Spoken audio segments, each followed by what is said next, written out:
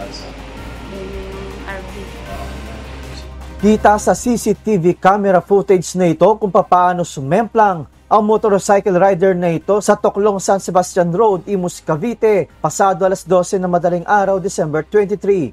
Kinilala ang biktima na si Larry Endito Serevilla, 35 taong gulang. Sakto namang napadaan sa lugar ang UNTV News and Rescue at kaagad na nagsagawa ng assessment. Narinig mo ko? Opo, sir.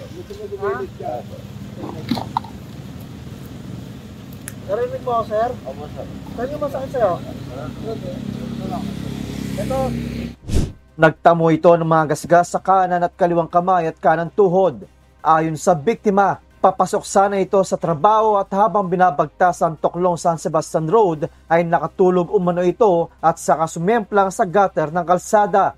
Matapos malapatan ng paunang lunas, tumanggi na ito magpadala pa sa ospital. Joshua Antonio, UNTV News and Rescue. Diyos ang aming sandigan, serbisyo publiko ang aming pinahahalagahan.